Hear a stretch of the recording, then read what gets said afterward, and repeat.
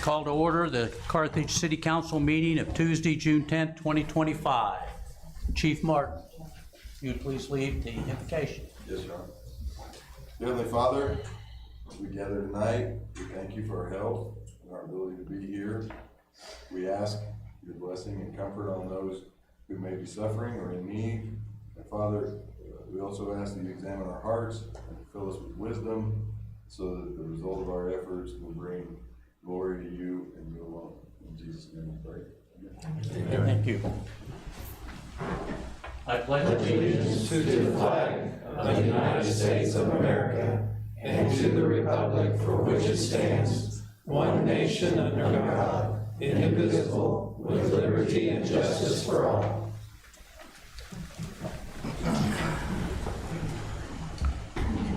Clerk will please call the roll. Peterson, Present. Gilpin, Present. West, Here. Lees, Perkins, Here. Thorne, Here. Barlow, Here. Snow, Schramm, here, Wells. Here. I believe all of you had a chance to read the minutes of the previous meeting. I'd entertain a motion to approve those minutes. I move that we approve the May 27, 2025 minutes. Second. I have a motion, a second, to approve the May 27, 2025 minutes. Any other discussion? Okay, all in favor? Aye. Aye. Any opposed? All right, minutes are approved. Next, I'd ask you if you've had a chance to read the minutes of the closed session of 27 May, and I entertain a motion to approve those minutes. So moved. You have a motion to approve the minutes. Do I have a second? Second. I have a motion, a second, to approve the minutes of the closed session. All in favor?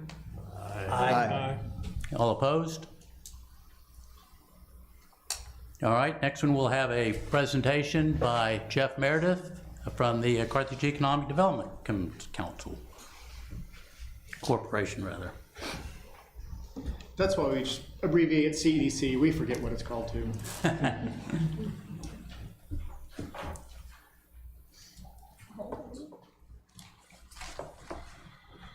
Well, as she's pulling up the PowerPoint, just wanted to, again, Jeff Meredith of the Carthage Economic Development Corporation. Just want to thank you all. So tonight I'm here to basically provide a quarterly presentation about some of the things that CEDC has been working on. Since we've had the recent elections, I've met with the majority of you individually. And Ms. Gilpin, we still need to connect and just have a chat at some point in time. So just kind of to provide some updates on some of the things that CEDC has been working on for you as well as those here in the crowd and watching on the TV. You're good. I'm gonna take that camera out. That was your flash drive. Oh, do you need the flash drive? Do you have it? Yeah. It'd be much faster. Miranda, Tom Barlow is enjoying your difficulty. And I think my computer is a touch screen, it's fine. My mouse is not working. Open this now.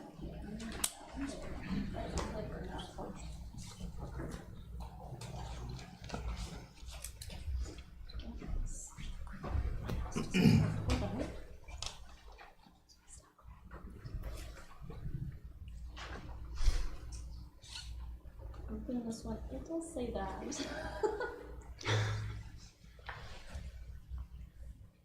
Our joke is the file was called "Open This One Now, Miranda." So, Now, Jeff, where's my mouse? okay, so yeah, CEDC update, June 10th, 2025. So first off, the Economic Development Strategic Plan. These are the core pillars and area of focus that came from that. That is something that we are always looking at as far as trying to kind of guide some of the efforts here. So we want to focus on some of those things, but we're actually not specifically talking about some of these, but as far as roles and responsibilities, we're working through some of the partnerships in between the CEDC, the city, the chamber will be working on a project together, the state, local organizations as well. Partnership building's part of that also. We talked about readiness last time I presented, marketing and messaging and advocacy. Those are focusing on the message of Carthage, which will come about from some input on maybe who we're going to target as far as specific businesses go, whether that's an industry or a specific retail. So part of this, we're talking about workforce challenges. Some of the key challenges for workforce. In some areas, it's a talent attraction. We have a lot of employees here, but we do not have sufficient.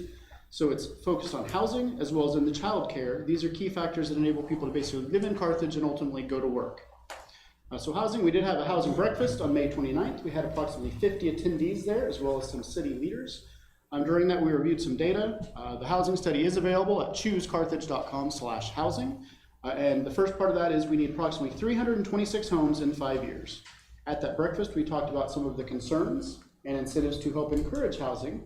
As far as the next steps of that go, I believe that the CEDC will probably be forming some sort of housing committee with individuals representing the various industries that support and depend upon housing, realtors, builders, developers, of course local utility, as well as people from the city. Perhaps Mr. Bayless will be invited to that party.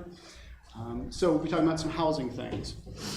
So childcare is another deal, and I'm not going to read that quote to you because that information from MU Extension. But the key for this is currently based upon, and this is some rough math, I take the total divided by the population of the state. Because of lack of childcare options, every resident, we're losing $139.15 of economic activity. Extrapolate that across Carthage. Carthage loses $2.16 million on an annual basis from economic output because we do not have sufficient childcare. Again, this is just a map. It's interesting, obviously we know where Carthage is here. You can see the various other communities. And looking at the top 10 counties as far as population goes in the state of Missouri, Jasper is one of only 2 counties in the top 10 that is a child care desert, which basically means there are more than 3 children demanding the supply for every 1 child care unit provided. So we're 3-to-1 ratio, or we've got less than a third. Again, this gives us specific numbers. So we have basically 360 spots, and there's 1,912 children under the age of 6 who could potentially benefit from childcare. So what are we doing? I'm not running a childcare, and you don't want me watching your kids. So in 2023, we did help one business access some grant funds from the state of Missouri. That was some ARPA dollars that they were distributing. Unfortunately, that particular pool of money has dissolved, so to speak. We're working with a local organization for funding an expansion of their childcare. And then I've also been meeting with a private individual who has decided that she can help address childcare herself. So we're working on setting up a nonprofit organization. They're looking at some land and basically that development process. Talk about partners. MEDC is the Missouri Economic Development Council. That organization, the CEDC is a member of, and we do employ a lobbyist at the state level. And childcare and childcare tax credits and trying to improve childcare, the regulations and things associated with that has been a key factor of MEDC for the past several years. On an annual basis, I go to Jeff City and we invite people to a dinner and kind of talk about some of these things. So as far as retail, the city of Carthage does run on sales tax, so retail is important to that. Bacon Me Crazy helped get them into Carthage. Honestly, I was looking at Facebook, saw they were talking about closing up one of their locations in Joplin because of the overhead. I knew that the old Tin Cup, or whatever the location they're currently at was available, so I kind of connected them, they talked, and they did the work. Ultimately, the CEDC, we're not signing the contracts, and we're not going to be part of that, but we can connect people. Another, many of you are aware of this business. We do have a large American retailer serving the rural lifestyle that intends to come to Carthage. But until they actually acquire the land, I won't say that company name, but you all know who we're talking about. Outside of that, there are other prospects and discussions that are ongoing with retail businesses, with restaurants that have interest in Carthage, trying to find them viable locations that they can set up. I'm not going to tell you who, I'm not going to tell you where, but just know these things are occurring. And then as far as that goes, part of this too with the retail, we are planning to form a retail committee. We'll have at least 3 members, myself, Ms. Cox and Ms. Reams from the Chamber, to start working on some of these items in a greater detail. Missouri Works. This is an incentive program for the state of Missouri. Since 2023, we've worked with several companies to help create more than 300 new jobs over the next 6 years, which has led to more than $2.8 million that these businesses will be receiving as a result of this particular program. We've also talked about some other projects, one of which was near the finish line. And of course, they did have a pause, so those numbers are not included in that, but that would be huge for Carthage. So as far as some grant funding, CEDC, one of the things we do on behalf of the city is write for and submit for grants. So these are the grant funds that we've gotten directly for the city as well as for other things. So $3.7 million in grant funds. This is I like this slide. So since 2023, the total funding, including those grant dollars and the incentives, $6.52 million that we've helped get for the city of Carthage. Or that return on that investment, because I'm a math guy, 1,632%. So for the amount of dollars that the city and CWP has invested in the CEDC, we've gotten 16 times that return on that investment. I know that was long, it was definitely more than 5 minutes. I do apologize, Mr. Mayor. Are there any questions? Yeah, Yes, sir. I've had some people ask me why we can't get a Dairy Queen or an A&W back here in Carthage and a decent restaurant. Sure. So are you saying that a Dairy Queen or an A&W is not a decent restaurant? No, I'm not saying that. I'm saying a restaurant besides fast food. Understood. So part of that, the challenge is, as Carthaginians, we generally do not eat and shop in our town. So we don't support our own businesses. Yeah, we go to Joplin. Sure, exactly. We go to Joplin, we go somewhere else. We go to Neosho, we go to wherever. So until we can support those, it's difficult to make that viable business case on some of these businesses coming to Carthage. As far as like your Dairy Queen or whatever, again, I've heard some interested parties about some of that. Part of that is finding someone who's willing to do the franchise, and then whether they themselves want to actually build the building, or they want to lease it. Again, I've talked to a couple restaurants that would be willing to be here if they could find a property that someone would buy and lease back to them. Because that's just their business model. They don't want to own the real estate. Again, apparently there used to be a Dairy Queen some point in the past. Yes, Not sure what happened there, although I think I know where the building is. I believe we can get some donuts there now. yeah. So I'm not sure about that, but it's just reaching out to some of those. And as far as that goes, I will tell you that for that type of restaurant, DQ is not the top of my list. Understand. So ultimately, we can get maybe one of those. So I'd rather get the one that I think is best for Carthage. And ultimately, thus far, it's been somewhat me making those decisions. Fortunately, it's going to be me and the other ladies that will be helping decide which of these we want to kind of prioritize and target. But they will come. It's a slow process. I know that whenever I started shortly after, that town not far to the west of us got a couple of new restaurants. And I was told it was most frustrating when they received them in not Carthage because of some Friday night rivalry. But yeah, so we're working on that. Again, ultimately, economic development's a slow process, and good or bad, it tends to happen in the dark until it's time to announce things. Thank you. I just Yeah, of had course. some comments from No, people. absolutely. Any other questions? I do. Yes. About the chicken or the egg. When we get electricity, do you have any companies that will, other than Shriver, Sure. who would commit to building once the electricity is employed? Have you had any discussions with anyone regarding that? No, not at this point. It depends upon what you're talking about as far as the electricity's in place too. Electricity, that time frame matches with a lot of companies. You know, because if it's not a huge load, again, I don't speak for CWP, there is some capacity in the system to target some small to medium-sized industries. Now, we're not gonna get a big one. It honestly becomes a water and the sewer that becomes a different challenge. And currently, I believe there will be a road constructed in fiscal 25-26 to access the property. That will also help with the marketing of it. And again, that's part of what I see being the marketing plan as I try and go to these shows and basically say, here's what Carthage is. And again, I would then be working with others on what do we want out there? Because again, I have ideas on some businesses that would be good in the land that the city owns. And it's sort of a matter of prioritization. And unfortunately, again, it's a time frame because if we get a business, then my friends back at CDBG can help us maybe get some grants to help support the infrastructure development for that business. And then we can leverage to get the next business. Yeah, but you and I had that discussion. We did, So yes, sir. just the general question. Sure. In general, Yes. are there companies that you have had discussions with that are very interested to coming to Carthage versus once there is a full complement, and there's already water and sewer out there, so once you get electricity, so that was my question. Okay, no. Okay, thank you.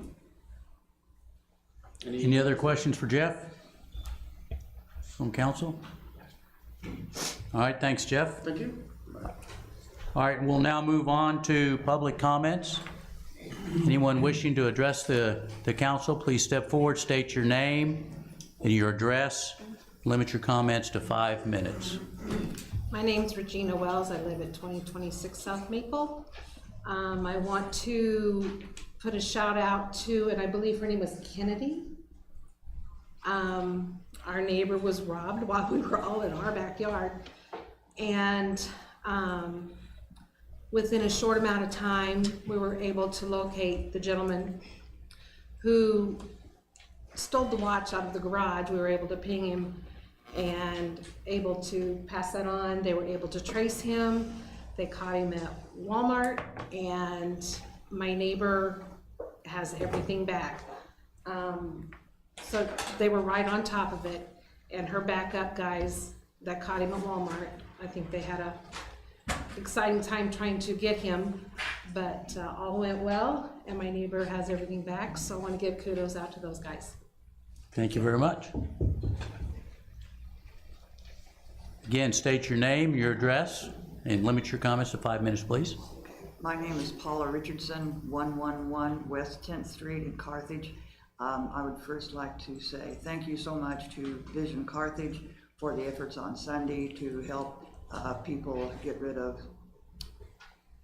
things that need to be gotten rid of. Secondly, I would like you, Mr. Mayor, and the council to consider working with Republic, the sanitation company, and having another Saturday day where they come by, which this was done in the past, house to house, and have people set things out and have them picked up. I realize it's an expensive procedure, but we have to look at how many people we have who are either elderly or who, for whatever reason, have no one to help them, like get things to something like Vision Carthage had on Sunday, and we just need to have something that would impact all of the city. Thank you. Thank you. My name is Jackie Booyer. I live at 1184 South Main Street, and I am president of the Kellogg Lake Nature Center and Preservation. We have just experienced a great event on June the 7th at Kellogg Lake. It's Kids Fishing Day. We had an amazing number of children and families that came out in spite of the weather. We had to close 2 entrances into the park due to water over the streets, but people that want to fish come anyway. It did not rain on us. We served lots of hot dogs. We served a lot of popsicles, and I think most of the kids had a good time. Our board wants to thank the City of Carthage, the Park Department, the Fire Department, police, everybody that stepped up and helped us, and the street department with the barriers. But we could not do this without the city being a strong participant of this event.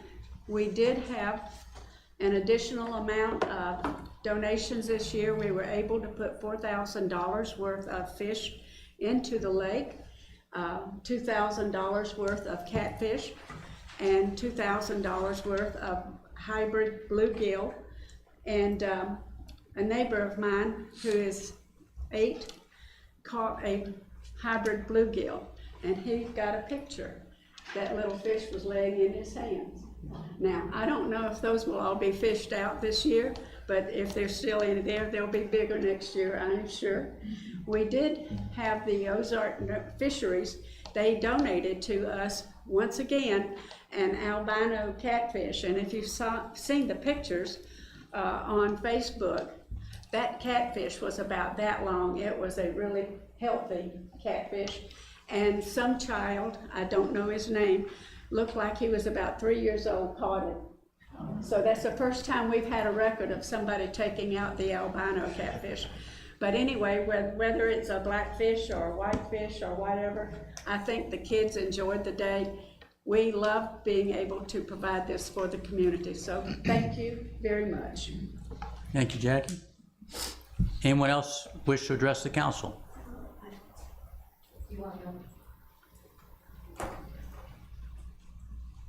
All right, Sally, tell us who you are. We know who we are. Sally Stewart, 1118 Bel Air Place, representing Vision Carthage.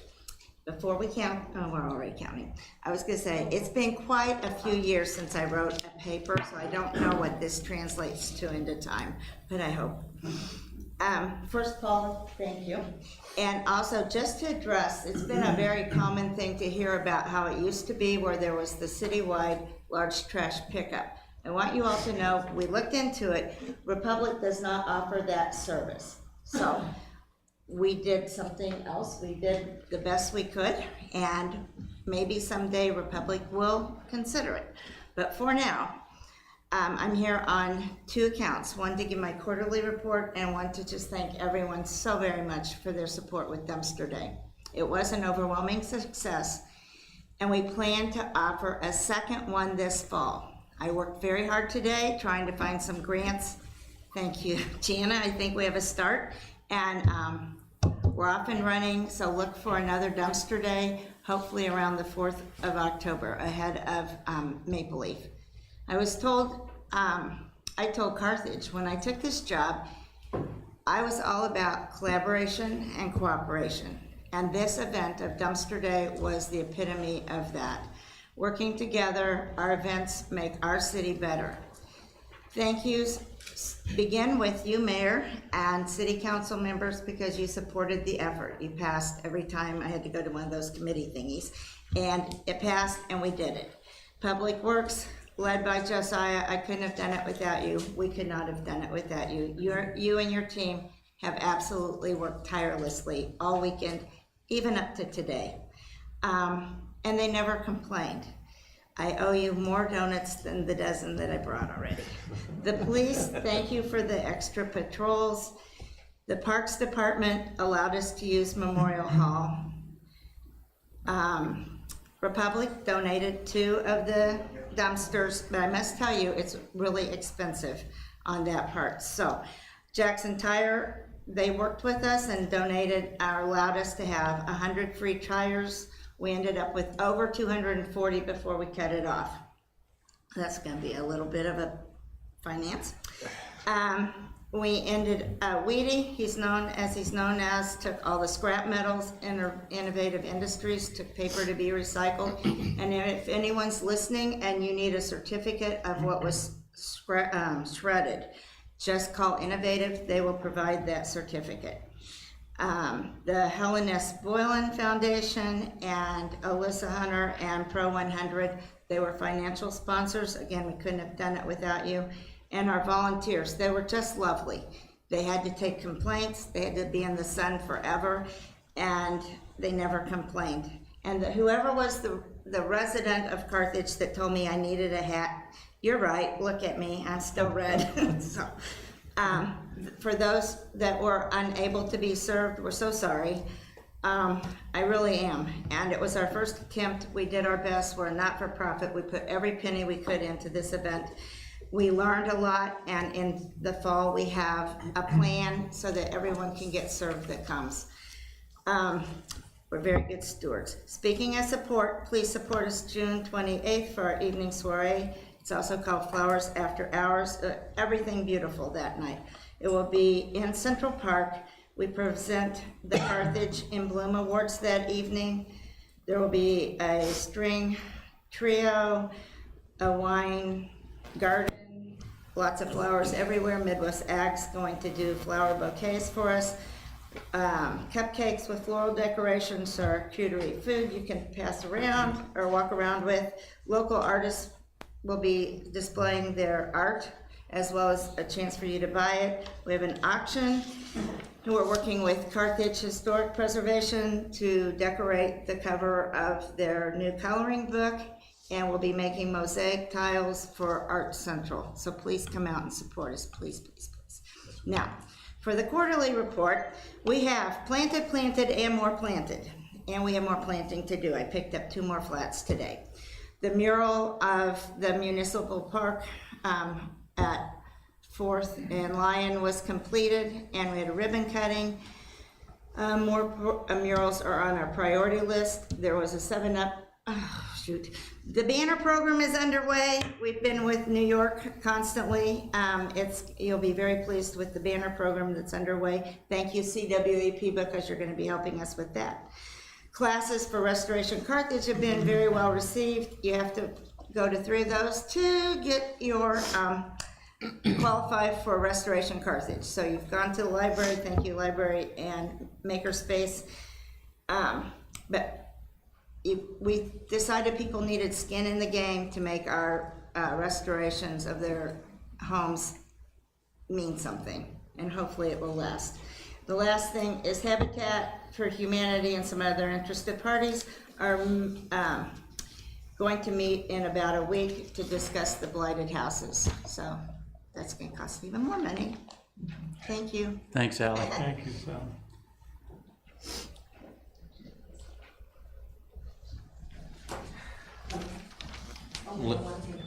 Lynn Andrews on behalf of the Bridgeport Foundation. I want to thank you all, City Council, Mayor, Tracy. I know you've invested a lot of time and effort in our proposed partnership on the Visitor Center. Last week we were able to send 3 individuals to that. Jefferson Highway had an annual associational meeting, and that turned into a highway, Jefferson Highway and the Route 66 conversation of lots of different things that were going on for the centennial next year of Route 66. And I think they met a lot of people who had a lot of investments and things going on for this next year, so it was a great collaboration. For you guys that have your sheets, if you look at those on this updated for our visitor information. And in calendar year 2024, we had 34 countries from around the world represented, 48 states.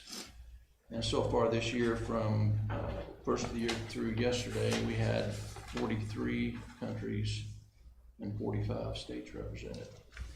And if you look at some of these countries of, Singapore and some of these places, Australia, that are absolutely the other side of the globe when you think of the dollars and the time that these people are investing, they're coming through our town, and it's kind of a humbling thing to see that. So, our foundation paid in about $5,500 last year and found lodging taxes that will go toward the fund that would be funding part of our support. There was a question brought up this last week of operational hours that we have been following. And currently we're funding all of the 7-day-a-week, 10 hours a day operational hours. Those are currently from 10 to 8, 10 a.m. to 8 p.m. And that's typically from sometime in March through sometime in December. Winter months are 10 a.m. to 6 p.m. And the main reason that we have set those hours is obviously we're limited on funding, so we have tried to be the most effective that we can be with the traffic flows. We've observed historical traffic patterns of people, and I'll be up there on some mornings meeting contractors or whoever, and be there at 7:30, 8 o'clock, and it's just virtually all the people are gone by 8 o'clock. And so from 8 to about 9:30 to 10, there's just not much going on. But from 6 o'clock to 8, 8:30, 9 o'clock, sometimes it's 8:30 before they get out of there in the evenings. And the traffic flow is just, people are coming in, and for whatever reason they're checking in late. But that's the main reason that we've set those hours as they were. This partnership, and we can't overemphasize how much we appreciate the city considering this and to support that endeavor. But the point of a partnership, it's a two-sided thing. It's got to be mutual benefit to both parties. And so this is going to involve good, open, frequent conversation. And if any council member, city administration have questions, concerns, or any kind of a conversation, we would only ask that you would pick up the phone, send a text, come by, email, or whatever. We're not perfect. We're learning like everybody else, but but we do have a little bit of time behind us, and we feel like that we have some things to offer the city and our not only Carthage citizens, but Jasper County. And if something's not gonna work, we wanna change it. We wanna make those changes. So we're open to those conversations, and we just appreciate a contact before that's happened. So we appreciate it. Again, thank you all very much. Any questions? I've mentioned it a number of times. The original Highway 66 pavement is under the asphalt around Kellogg Park. Now, I think it'd be fantastic, because it's not very big, and to show these people, because there's a fascination, and you need to strong arm people to sign the book.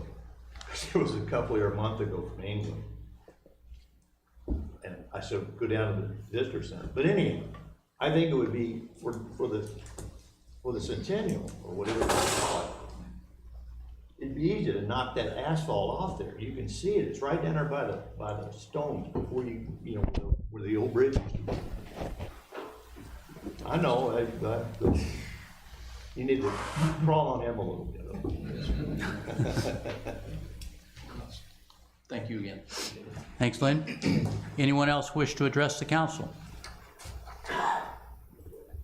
All right, then we'll move on to reports of standing committees, beginning with Budget, Ways and Means. Vice Chairman Peterson. Yes, so the Budget, Ways and Means Committee met, as Alan is not here this evening. Sorry, Lori, let me get these. Lori wasn't here for our Insurance Audit and Claims Committee meeting, so I got a few new ones this evening. Let me just make sure I'm square here. Mainly, first and foremost, was our budget perfection.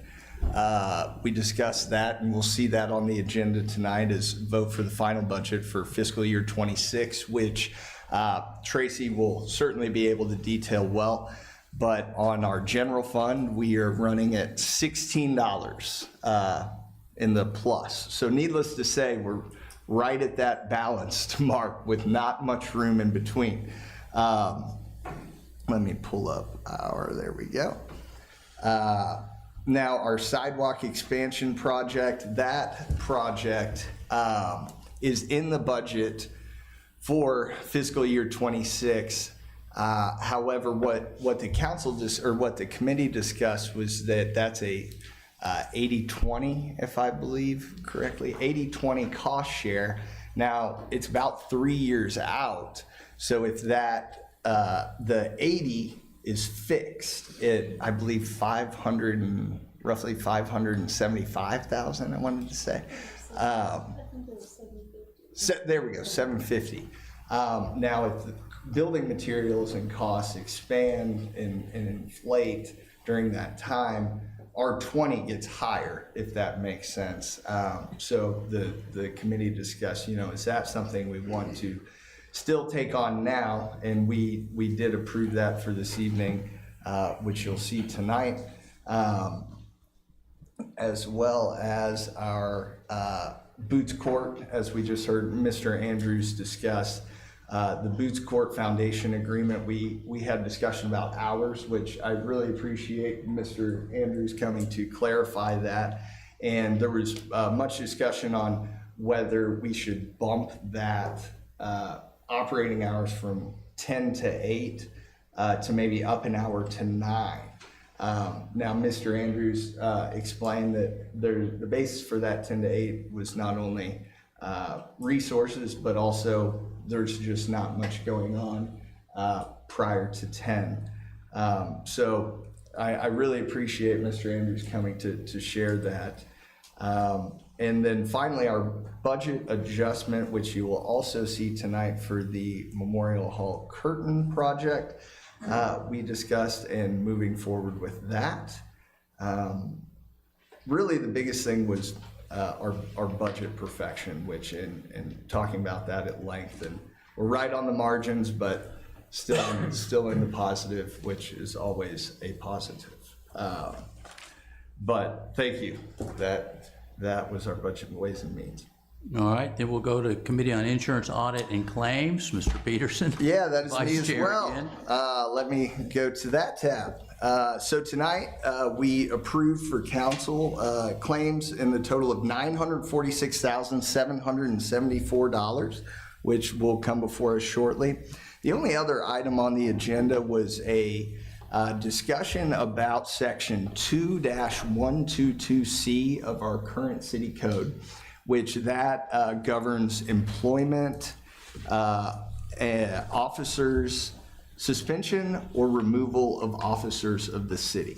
Now, under that 2122 subsection C, there were some changes that were suggested specifically, and I'll pull it up so that I don't misquote anything here.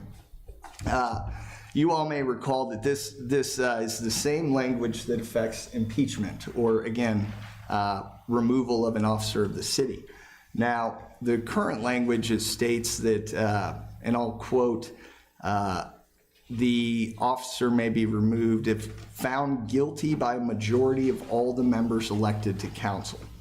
That is language that was litigated and is currently being litigated as to, is it the amount of members physically sitting in the seats, or is it the 10? Our previous version of this language, it did not change. The committee felt that that was a point that we need to make that more clear and less ambiguous. In other words, eliminate the question of which is it. We need to clearly delineate which it is. Moreover, one of the edits that was made that takes language out is the members of the elected to the council find the accused guilty of the charges as made or any of them. Simplest way to put it is in our prior impeachment proceeding, there were 5 charges and only 4 were convictions. Now, as the committee read this language here as presented, another question became, does it have to be all 5 or does it only have to be one of the 5? And we believe that this language doesn't definitely eliminate that question as well. So overall, that was the predominant majority of our discussion tonight. The only other question being that was discussed is, because the same language is in pending litigation, do we want to make that change? And I'm not the one to sit here and say which way it would impact, but do we want to make a change to something that's currently being litigated? I would suspect that any attorney would try to leverage any change to their ability one way or the other. And our committee felt that it was prudent to let that sleeping dog lie and not impede on anything that's ongoing currently. So that was really our most significant topic of discussion. Now, Tracy brought up a good point that this language, if we were to make changes to it to make that more clear, we also have to make sure that squares with the charter, because that shares a lot of that same language. If we change one and not the other, we may be going further up a creek without a paddle as far as opening up the door to questions. What's this mean? What's that mean?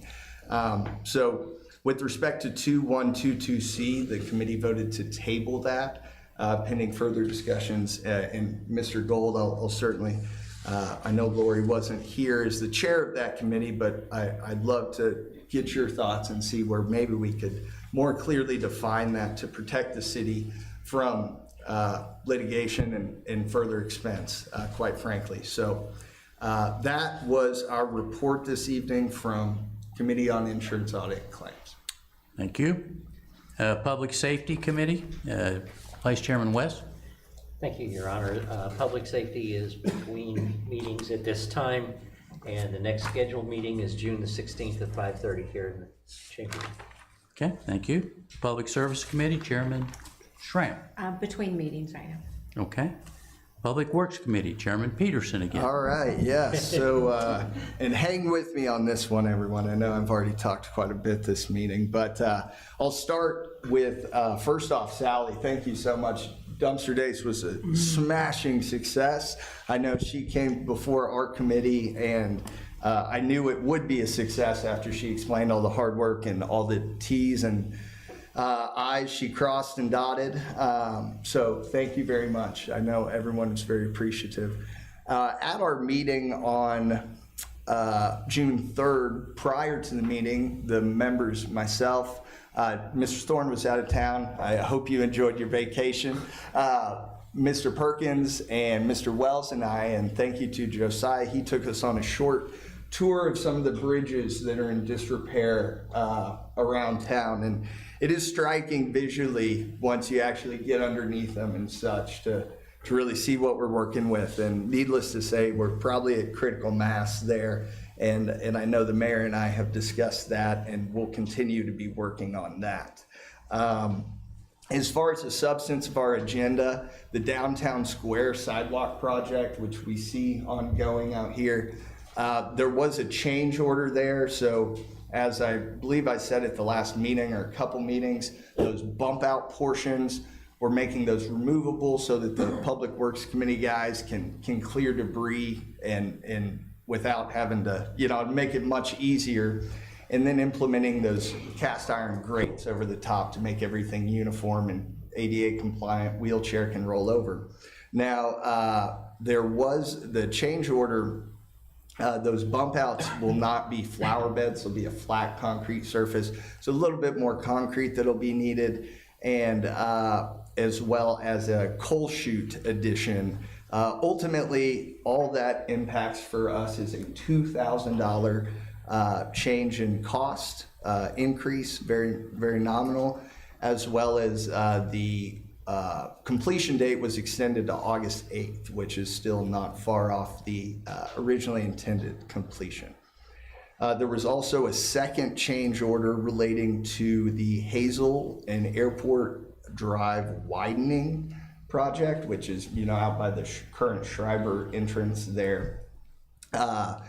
There's some elevation change at the entrances where essentially it's going to require digging deeper down and adding rock on subsurface layers. And then a drainage pipe for stormwater needed to be extended. So that our committee also approved that change order.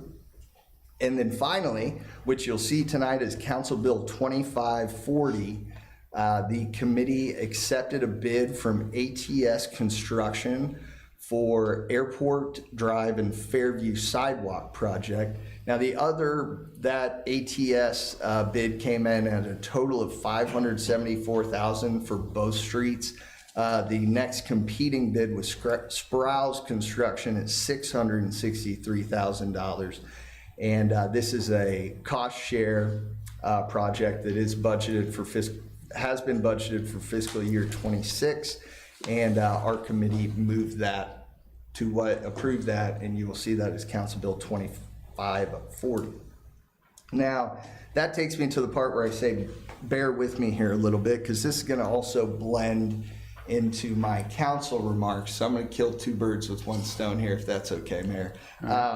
One thing Josiah noted at our meeting, and I really appreciated, was code enforcement. Now, I hear that word, and I think we all hear that word when it comes to junk. Our city code has the ability to enforce people not keeping very cleanly or unsightly maintenance of their property.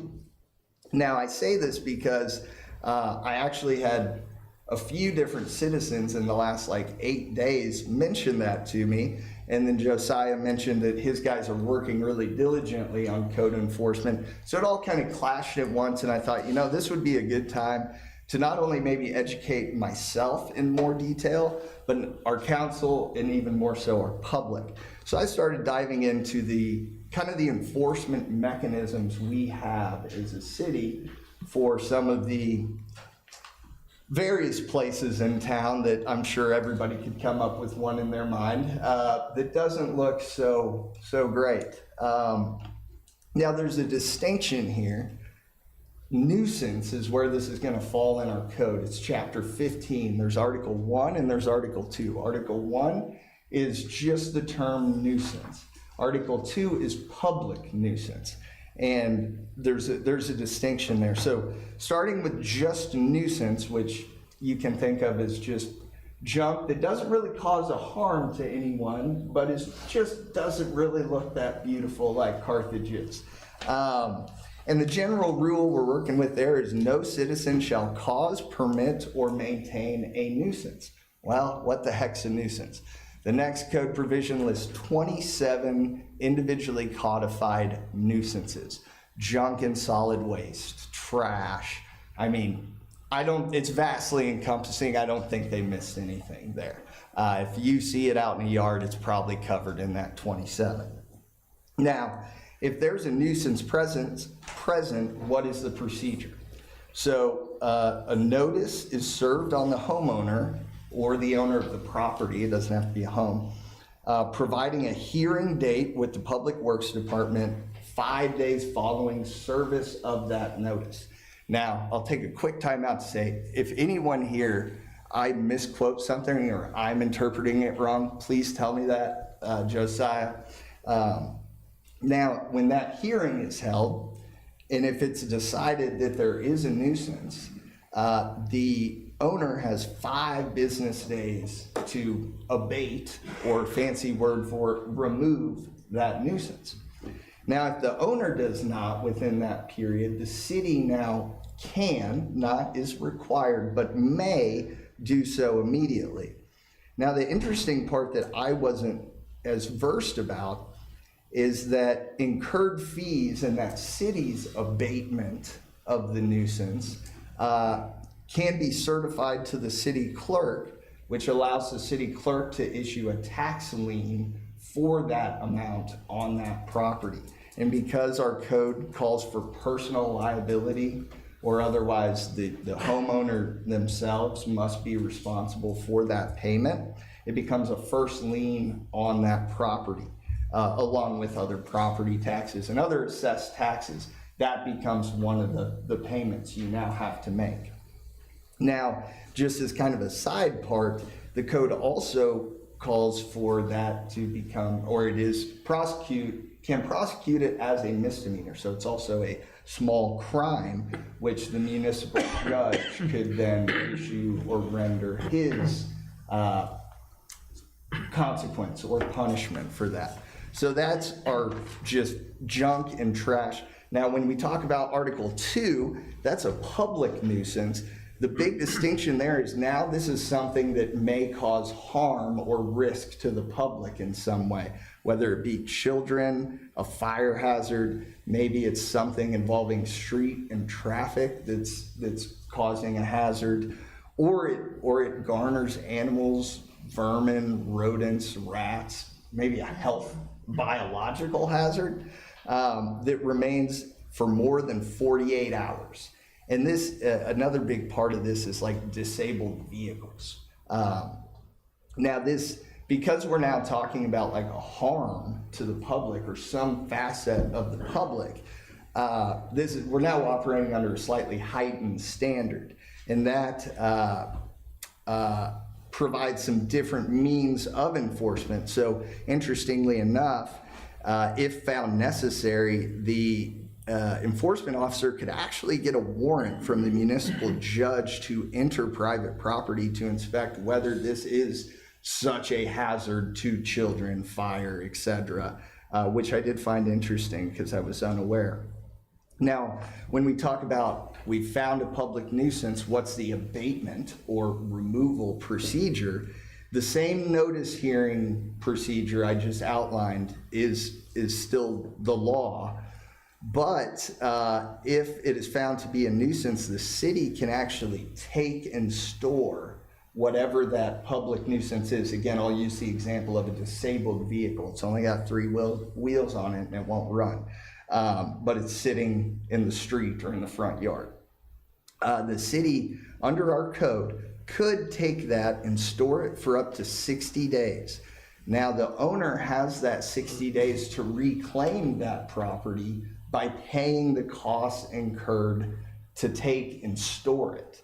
Now, if it's not claimed in that period, the city can actually make public sale of those items, but the city must apply those funds back to the storage and incurred removal or abatement costs.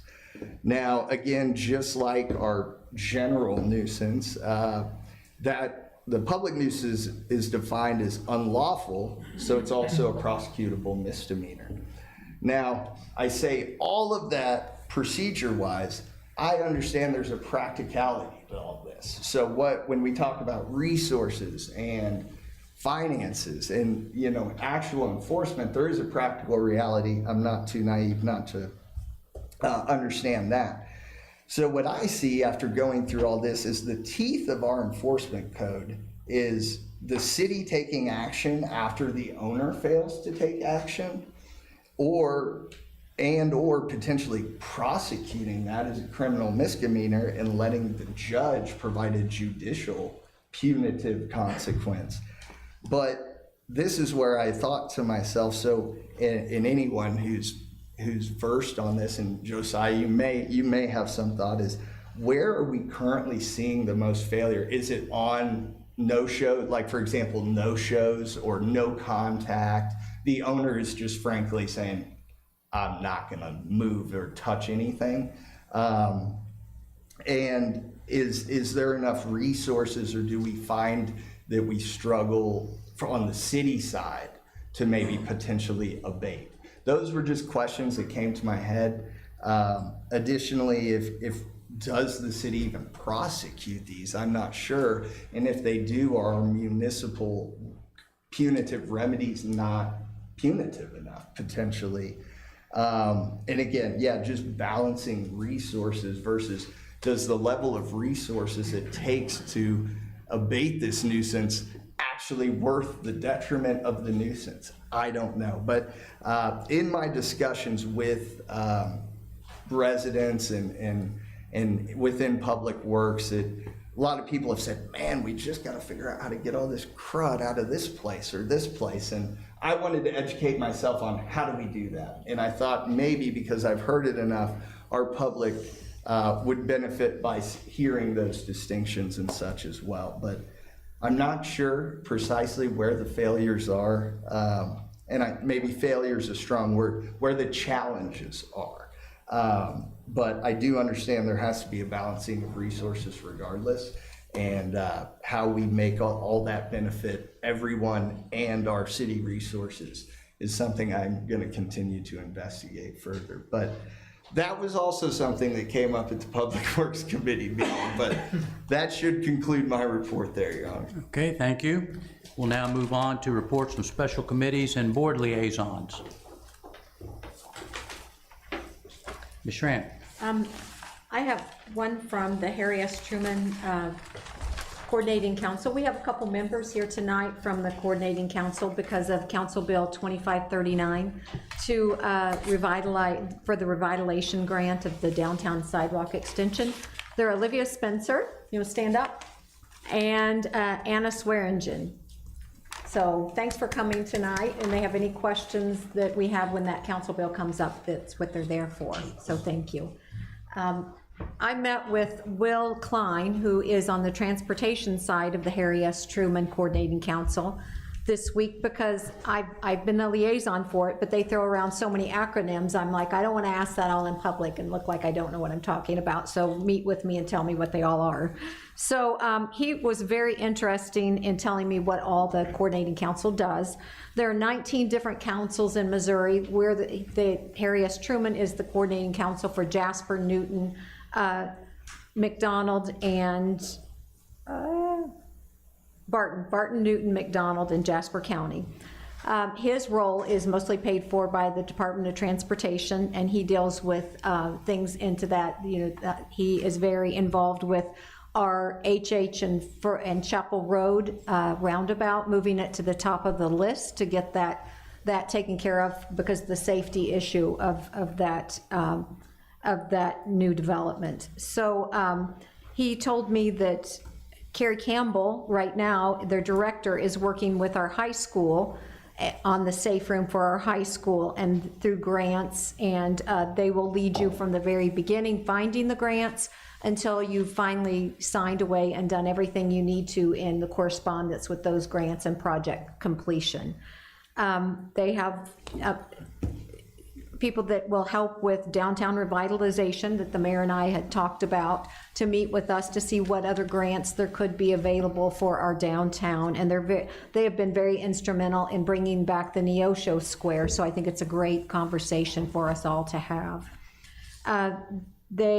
He had looked up the income level, and as a whole, our downtown area is at a 73% of low or moderate income, and you have to be a 51%. So we would meet all the requirements that were needed to find those resources for us. And as a whole, our town is at, I believe he said 56% of low to moderate. So our entire town is available for the low to moderate income grants. So if we ever needed help to find a grant, to write a grant, what we need, I was telling Jason tonight, he had used before the Firehouse Subs grant, that they provide $40,000 for, mostly people have used it for the defibrillators, and we had a need for the batteries to replace them, so he could possibly reach out to them. So on this, I was really happy to see all the resources. I'll be going, and I talked to Sally Stewart about, he told me about a Region M, that they do tire pickup, consumer electronics, and they help sponsor events like she did. So they could possibly find us a grant for the fall to do that. And I will be attending the Harry S. Truman Coordinating Council annual board meeting next Monday at the Joplin Public Library. Thank you. Thank you. Any other board liaison or special report? Yep. The Planning, Zoning, and Historic Preservation Committee met on June the 5th. As you will see tonight is Council Bill 2543.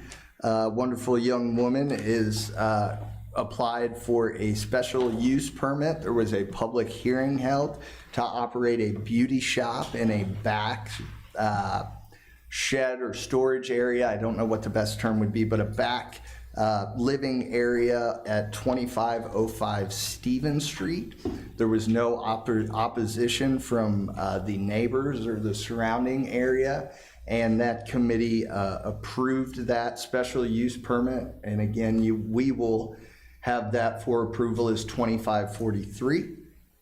The only other item of business was continued discussions on middle income housing and rezoning necessary to hopefully entice development of middle income housing, with really the main purpose being appealing and providing housing in that middle income 200K, roughly 1,200 square foot home.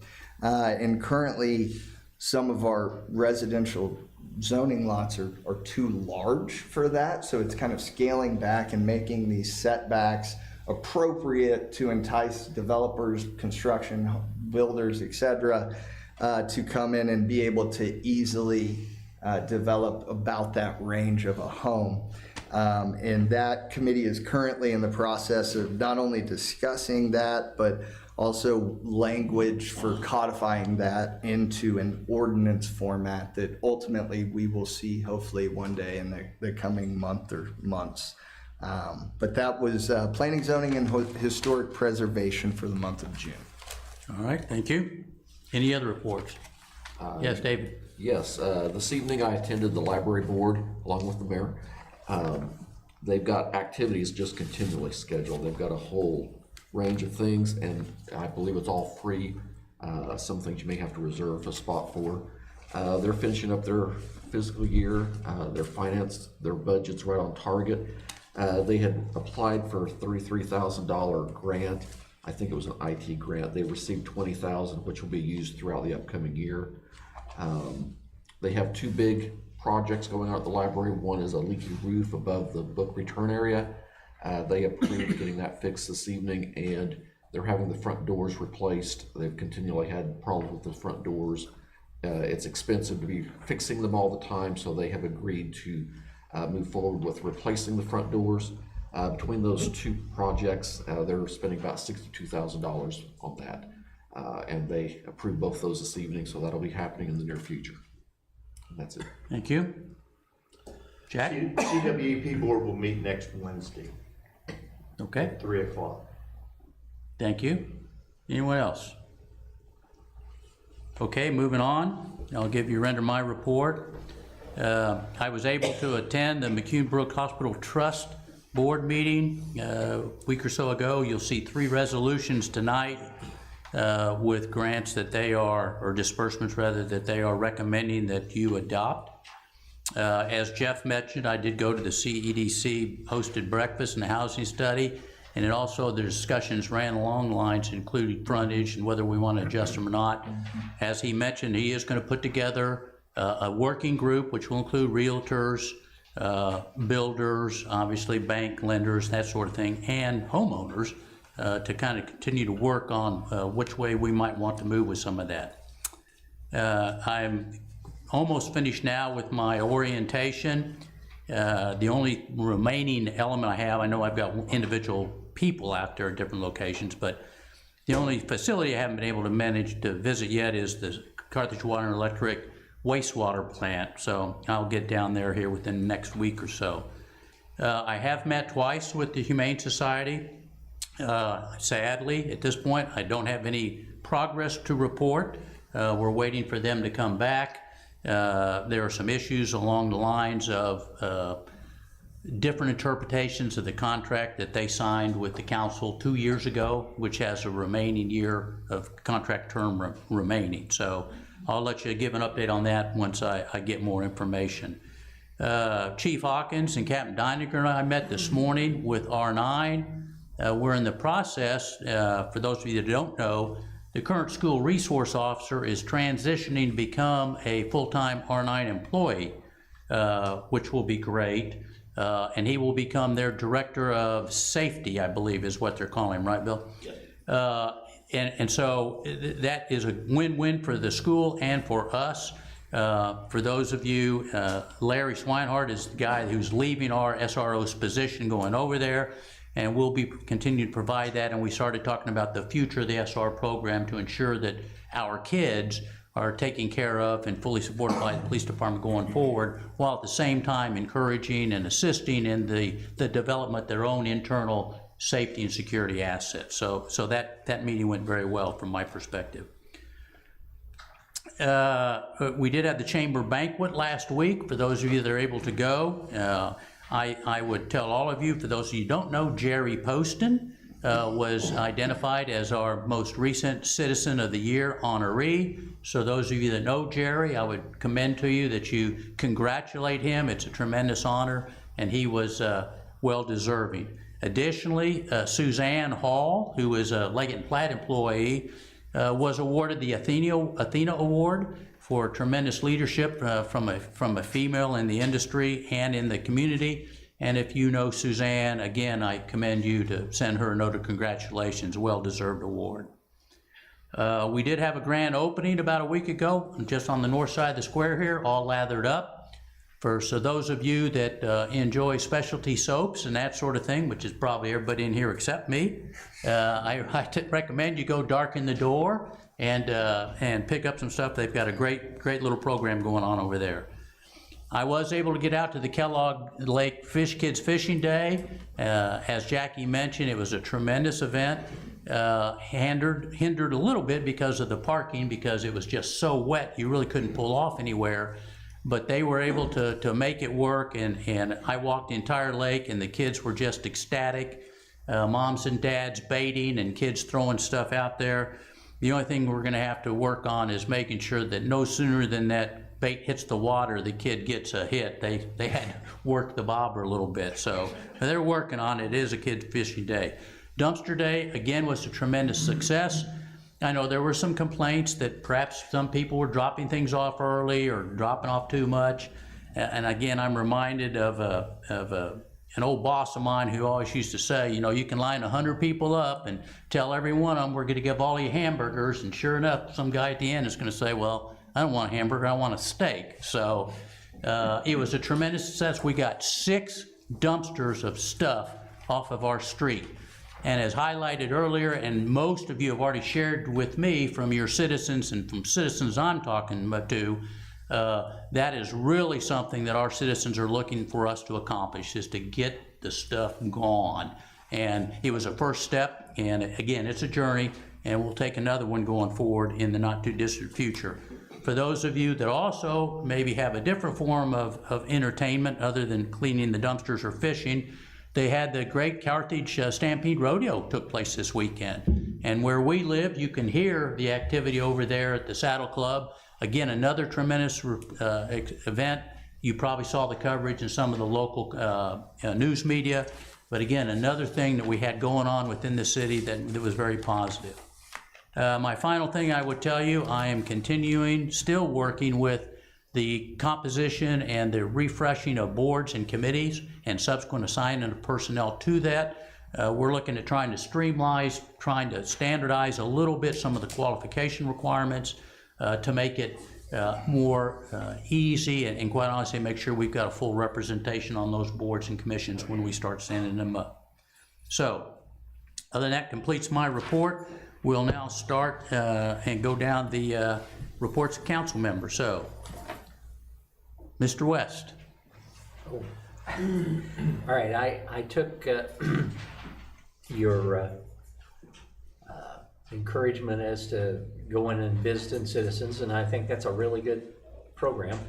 And I did some of that, and I called on quite a few people, a little less than 20. But the overall impression of the people that I talked with really didn't have any opinion one way or the other and didn't have any complaints one way or the other. I had 3 individuals invite me to leave their property at my earliest convenience. But the majority of the people that I spoke with were very open to this, but they just hadn't taken anything in thought and had not have any comment one way or the other as to what to say. I did have one code enforcement complaint, and I've already passed that on to Josiah. So that's where I am with that. I am not sure. I believe, and I can probably say I'm speaking for Lori also, we have a problem in Ward 2 about having anybody being concerned enough to be involved with what goes on in the city. As everybody in here I'm sure is aware, in the April election we had a total of 95 votes cast in Ward 2. I think that I have tried to individually work on trying to encourage people to vote, and I think I appreciate the opportunity that you've given us to go ahead and try to get somewhat more involvement, or at least interest in what goes on within the city government in our ward. That's it. Thank you. Thank you. Jack? I was in Montgomery, Alabama last week. I got a phone call Sunday night from a lady at 1321 Hazel Street, which is not in my district, complaining. And the question I wanted to ask, is it the visual part of property or is it the whole property? I do not, from my reading of that chapter 15 and those 2 articles down, I didn't see any distinction between front visual and anything else, Okay, just the property. She's not even my district, but anyhow, I told her I'd be back yesterday and I would discuss it, which I haven't done, but anyhow, her complaint was that there's 2 places with a lot of trash in an alley between Hazel and Griswold. A lot of it. And she says, what can be done about that? And I said, well, I'll certainly let Mr. Bayless know that. So that's the only phone call I've received. I visit with my neighbors quite often. Till I have to say, I have to go, just. So I think overall, the people I have talked to have been positive. They're positive about the direction. of the council and the city, and especially you, Mayor. So, no real complaints other than that one. But I have a complaint for 2 houses from my house. There's a van that's been parked out there for years. You know, I mean, come on. I think to me, I always wanted to, if you could amend the code from non-working vehicles to any vehicle, whether it's working or not working. Because how many do you see parked in the grass right next to the front door? Very irritating. Anyhow, but basically, it's all been good. That's it. Thank you. David? I don't have a lot. We just returned, my wife and I, and our 10-year-old from 2.5 weeks of driving Route 66 to California and back. So I've experienced Route 66. Some towns are beautiful. Some towns, you look around and think, man, and it's kind of like Carthage. We've got some beautiful areas and we've got some rough areas. And unfortunately, Route 66 runs right through the middle of some areas that need some work. But it's personal property, and we have to abide by codes and things. I was at the Grand Canyon and my phone rang and I answered it. Horrible phone reception. And I referred him to you, Derek, because it was in your ward. He was concerned that there was some construction going on in a house that had asbestos siding that was just being thrown in the dumpster or whatever. I couldn't really understand him too well because the wind was blowing and everything. It wasn't in my ward. I think it was in Derek's ward. I also suggested he call Public Works and talk to you, Josiah. So I couldn't do a lot. Like I said, couldn't hardly hear him. But I haven't really had a chance to be out visiting anybody. We just got back in town. But I did go down, check out the dumpster days, talk to Sally, talk to some of the people working down there. It looked like a huge success to me. It was awesome. On the same note, I could give you 10 addresses around town right now that have furniture in the yard, trash built up. One of them is next door to a property I own that I took the information to Public Works 2 months ago. It's still in the front yard, so anyway, that's all I've got. Okay, thank you. Tom? I had a person who was curious if the city was doing anything at all for the Humane Society, and I mentioned I'm not part of a group that's working intently on that, but my understanding is that it was the Humane Society that has attempted to break the contract and disassociate or sever that, and that we've attempted to offer more, and that's been rejected. And I hope that was accurate enough, but I'm a little concerned that perhaps public dissemination of information doesn't quite tell the whole story. So I appreciate you sharing as much as you can that we're trying to make it work. We want it to work, and we're trying to make it work. And no PD has also worked on that, and I appreciate that. I want to say, as someone who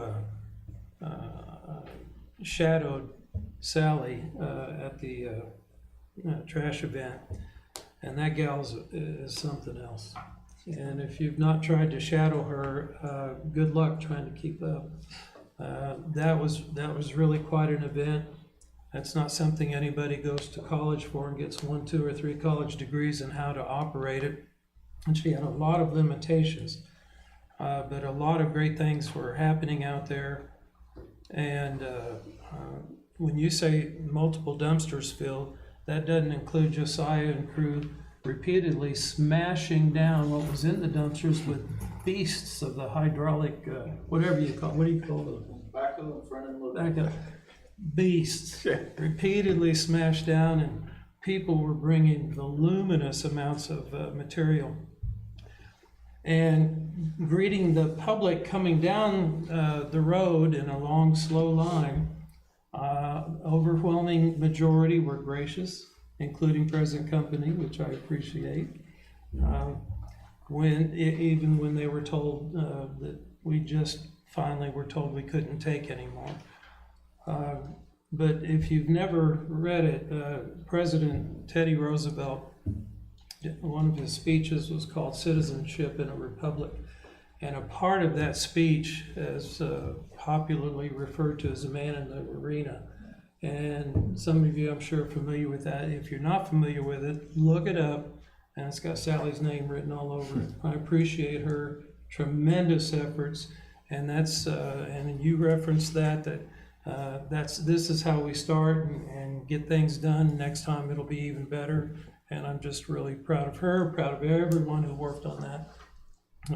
It's a good thing. Thank you. Yep. Janet? I attended the chamber banquet also with the mayor, city staff, and Kate, and it was wonderful. The businesses were so happy that they were there and to be a part of this organization. The decorations on the tables were over the top. Patrice Sacre decorated herself up with gold and looked like a little Emmy statue. It was just a beautiful event. So I asked Julie Reams, the CEO of Carthage Chamber of Commerce, what she would like me to say tonight. And she said, I want to thank the city for the use of Memorial Hall. It's very appreciated. H.E. Williams was very appreciative to have been chosen as the city's Excellence in Industry Award. All of the Carthage businesses were very happy to not only have been nominated for those who won, it was a great evening. I'm so grateful for the city's support of the chamber and for what we do for the businesses, entrepreneurs, and citizens. She's always happy to serve. She wanted to remind everyone there will be a legislative wrap-up at the Chamber Coffee this Friday at the Library Steadley building that starts at 8. Senator Jill Carter and House Representative Kathy Jo Loy will be there to give a rundown of the hits and misses and what may be a hot button for the next year. And I think that would be a very interesting coffee to go to. I'm planning on going. We went over the budget in the Budget Ways and Means, and the budget was put together so wonderfully in a binder. It was night and day from last year on how to read it as a layman trying to interpret it. So you guys did a great job on the budget this year. Thank you so much. From the Parks and Recreation, they're going to have a Mahjong classes the next 3 Friday nights at 5:30 at Memorial Hall. You have to sign up online. It is free. Mahjong is sweeping across the country. You can go to Food Truck Friday before you go in to learn Mahjong. And I'm even having my husband go with me, so that's our date night. There is a pickleball league that's starting. It starts July 10th. It will be on Thursday evenings. You need to register before July 1st. That's it. Ron? Yes, Your Honor. I also get phone calls and complaints, and I appreciate Derek getting all the information and breaking it down for us. But saying that, we also got to compliment the citizens that do an excellent job of taking care of their yards and keeping their front property cleaned up and what have you here in Carthage. We got some beautiful, beautiful homes. And I think we look on the downside there, we've got to remember the ones that are working hard at it. And we got a lot of work to do on trying to correct and get some of these other places that really look bad. Second, I want to compliment Chief Hopkins' officer who assisted my neighbor, who was assisting me in trying to clean up the tree that my neighbor on the other side fell in my yard and tore up the fence and everything. The individual actually stole a little over $1,000 out of his garage while we were in the backyard, but we were paying attention to cleaning stuff up. And she went above and beyond. She was on overtime when we finally got it cleaned up and got him caught and all the property returned to Jacob. So I really appreciate that, Chief. And that's all, Your Honor. Okay. Derek? I hesitate to give you the mic. I think I've probably talked if I live it for everyone else this evening, but no, I would just note I worked with the Rotary Club guys serving lunch at Kids Fishing Day, and Jackie and her group do a phenomenal job, and it like you commented, Mayor, all those kids are always super jacked up. watching them out there. So that was another smashing success, and that's all I have. Thank you. All right, Kate? I just want to say that I have had so many people come up to me when I've been out and say what a great job they think the council and the mayor are now doing for the city of Carthage, and they appreciate it very, very much. Okay, thank you. Lots of people have done that. And we'll move on to administrative reports. Chief Hawkins. Thank you.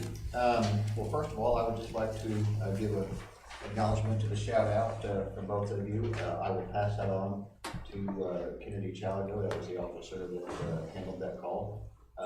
It resulted in an arrest at Walmart, which was also very exciting, I guess maybe is the word. Right there in the middle of the store, apparently quite a bit of activity took place. And so, but anyway, no one got hurt, successfully arrested, and property returned, so all that went extremely well, and thank you both for saying so. If you all remember, the last time you guys passed a resolution for the Blue Shield grant through the state. After the resolution, we submitted the application and we were approved. You probably have already heard that, but just in case you haven't, that is, we're now recognized, we have the certification, and that makes us eligible for grant funding. Guidelines for that have not yet came out, and hopefully that leads into really good things, but oftentimes that's grant funding does. And the last thing that I would like to make everyone aware of is that today, and it was kind of bittersweet, but I submitted my formal letter to the city, to Tracy and the HR department, announcing my retirement this coming December. So that's all I have. Thank you. Jason? Yes, there was some questions Sunday we got over the tornado sirens being sounded in other communities around us, but not here. We stick to the threshold of 75-mile-an-hour winds established by FEMA before we open shelters, and they didn't meet that criteria, so we did not sound sirens. I tried to keep everybody in the loop. We weren't in any real threat. It was pretty much south of Joplin and heading southeast, so if anybody had questions about that, I'd be happy to answer them, but that's the reason we didn't sound them on Sunday. We've been working towards our organizational changes that you approved last time, and up to and including promotional testing that'll take place tomorrow. The mayor may or may not be able to attend. He is going to try to, but there will be testing for promotions, and we'll get to see how that works within our department. And one other thing I'd like to mention, Dan Armstrong Legacy Foundation golf tournament is the 28th of this month, and they do a basketball camp on the Friday prior, probably 27th, I guess, and it's usually about 200 kids, and anyone who attends gets a free t-shirt and a new basketball, and it's a great program. They put all the money back into the community. They have donated money to various sports organizations around Carthage, and also I believe they donated some to College Heights or New Heights Christian Academy last year. But Coach Armstrong was a fixture in this community for many years, and if anybody wants to attend the golf tournament, contact the pro shop and sign your team up. That's all tonight. Okay, thank you. Josiah? Yeah, I just want to report that Sunday I did get to attend. It wasn't really a plan on being there all day, but with the news of the Saturdays, everybody fill the dumpster up, I went in Sunday morning and grabbed the backhoe and got to drive it up there myself and got the other guys up there, and we started the task of let's get some room in these dumpsters so we can still have our event, and it turned out to be a great event. Sally was nervous. I said, don't worry, we'll make it happen. We made it happen, and I don't know, it was just good to see familiar faces in the community. I know they really, really appreciate it. And I really think that this event can help with the other discussion within our town that we have on a regular basis. I do want to say this as far as the code enforcement goes. These letters, I mean, walking through the office and down the hallway, I hear these calls every day. But a lot of times, many of these people that receive these letters, these notices, knock on a door, they comply. They call us back. They say, hey, come look at my yard. It's good.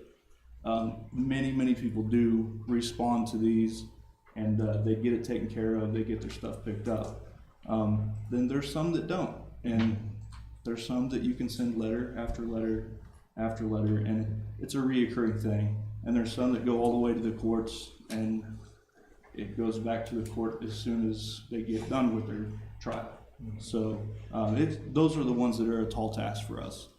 It's not an easy thing to deal with over and over and over again, but they are reoccurring.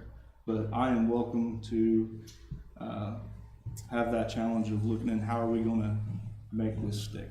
I'm excited about it, so that's all I have. Thank you. Okay. Tracy. Thank you, Your Honor. Sales tax revenue for the month of January was higher than same month last year. It came in at $282,610.65. So it was up 8.19% from the same month last year.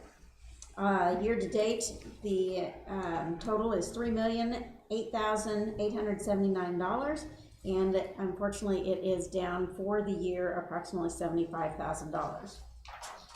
June use tax revenues were $127,189, and that is higher than the same month last year. And year to date, the total was $1,342,668. Unfortunately, that was also down 6.2%, or $88,767. And that's all I have tonight. John? Okay, then we'll move on to report of claims presented against the city. Miranda? The Committee on Claims filed a report in the amount of $946,774.09. I move that we approve the June 10th, 2025 claims as presented. Second. I have a motion and a second to approve the claims as presented. Any discussion? All in favor? Aye. All opposed? All right, we're moving on to old business. The second reading of Council Bill 2530 as amended, an ordinance authorizing the mayor to enter into an agreement with the Boots Court Foundation / Carthage Visitor Center for $36,000 annually beginning July 1st, 2025 for tourism and marketing services in the city of Carthage, Missouri. Any discussion? Yes. I'd like to say Tracy and I were glad to meet last year with Lynn on this, and we're so happy this is finally coming to fruition. Boots Court does a great job for our city. We're glad to be able to help them out with finances. Last week, we did have a discussion in length about opening times, and that only related to what other visitor centers around the area and miles out were open, mostly at 8 to 8:30. So it was a big discussion and not taken lightly, so thank you for agreeing to try this for us. You know, we haven't asked anything of you for the contract, I believe, other than to do this. What they'll be doing, just so everybody will know, their marketing and promotion is the big scope of their service, to promote the destination, to attract visitors and boost the local economy, provide brochures, maps, and guides about local attractions, events, and businesses, offer information about historical landmarks and cultural sites, offer personalized recommendations and assistance for tourists, and to offer travel assistance for domestic or international visitors, and the list is massive on the visitors that come through there. So I am very happy that this is on a bill tonight to help support the visitor center. It's absolutely beautiful, and it's an asset to our community. Any other discussion? Okay, cast your votes.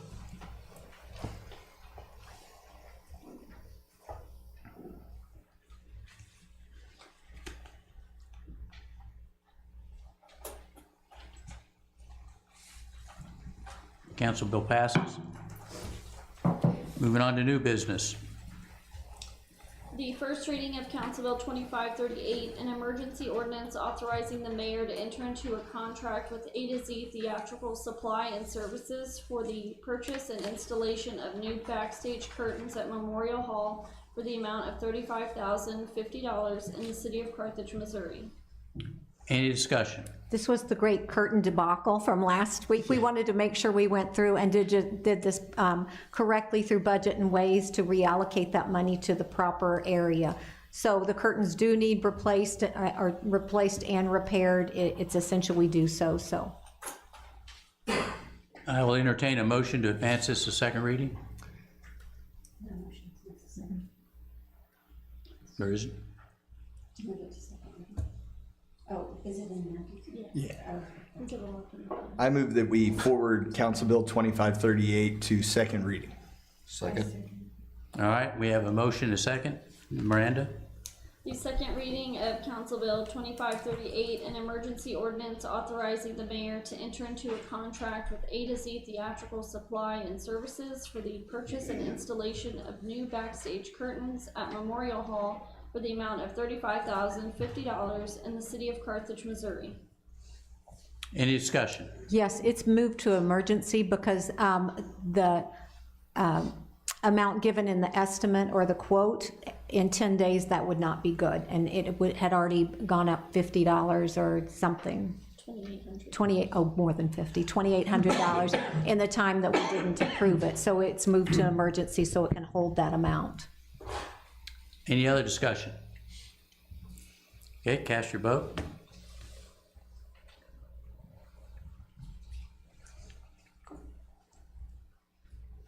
Council will passes.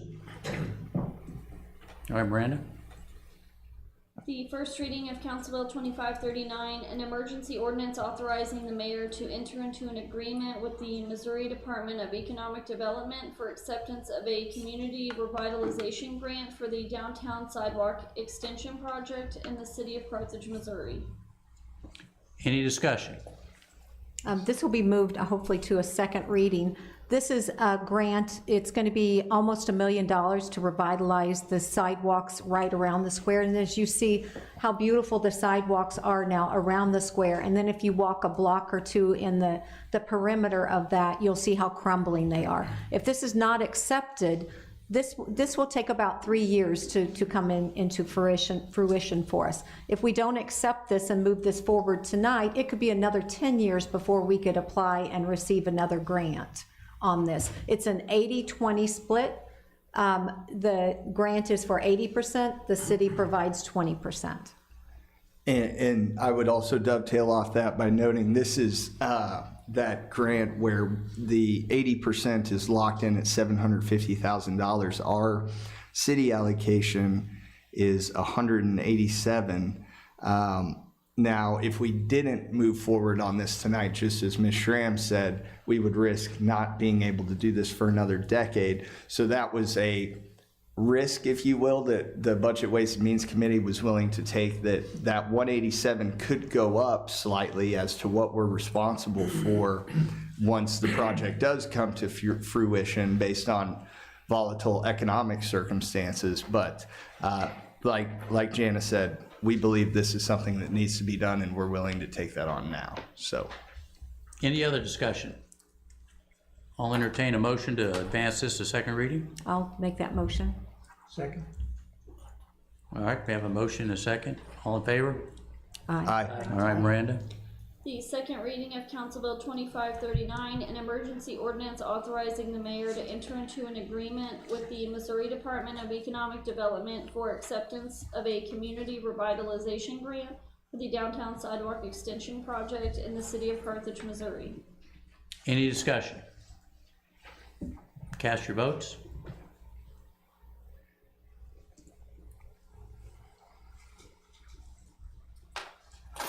Council will pass. All right, Miranda? The first reading of Council Bill 2540, an ordinance of the city of Carthage, Missouri, authorizing the mayor to enter into a contract with ATS Contractors LLC for sidewalk improvements along Airport Drive and Fairview Avenue pursuant to TAP 1601-706 in the amount of $574,199.40 in the city of Carthage, Missouri. Any discussion? I would just note this, again, this is an 80-20 grant. It is in the budget for fiscal year 26, so that money is accounted for, and certainly when we have a grant of this nature, it's extremely beneficial for our city, and the Public Works Committee was delighted to move this forward to council. Any other discussion? All right, moving on. The first reading of Council Bill 2541, an ordinance authorizing utility rate changes for electric, water, and wastewater services as requested by Carthage Water and Electric Plant Board. Any discussion? I would hope that at our next meeting, at the second reading, we could have a brief summary so citizens listening can hear exactly what this means to them and how much thought that's gone into it. And Jack, you'll be attending the meeting. If you could bring us back a summary, possibly. Just, I mean, all of the information is in our packet tonight, but just a boiled down meaning of what that would do to our citizens in their pocketbook. Any other discussion? All right, moving on. The first reading of Council Bill 2542, an ordinance adopting the budget of the city of Carthage, Missouri for the fiscal year 2025-2026 in the city of Carthage, Missouri. Any discussion? Yes, ma'am. I would like to give a brief overview of our budget for the next fiscal year. In the general fund, revenues are proposed at $15,892,434, while expenditures are at $16,279,753. So that leaves a deficit of $387,319. However, of that total, $387,335 is carryover, so it was already projected to be taken out of the current fiscal year fund. So that would just leave a surplus of $16, as Derek had mentioned before. The estimated ending fund balance for the general revenue fund is $6.9 million. And of that projected fund balance at the end of the fiscal year 26, that means that we would be at 57% reserve fund balance. The money comes from sales and transportation taxes. They amount to about 29%. 8% is use tax and 18% grants and intergovernmental. So our grants are pretty substantial with the McCune Brooks Healthcare Hospital Trust Foundation, where they are reimbursing on the parks improvements. We do get 10% from the water and electric transfers.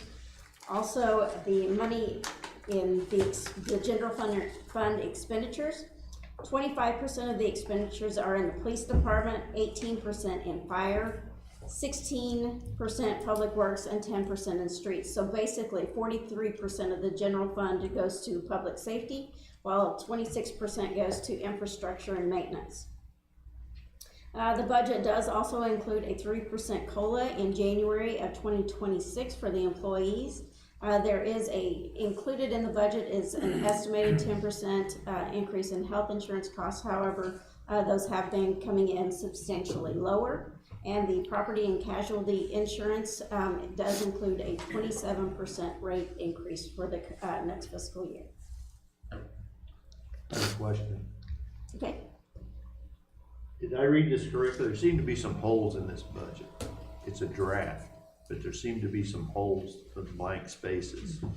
Are those there by design? Has everybody submitted what they're supposed to submit? Like at the library and that one? We do not budget for the library. That's. No, I think there's something else. Maybe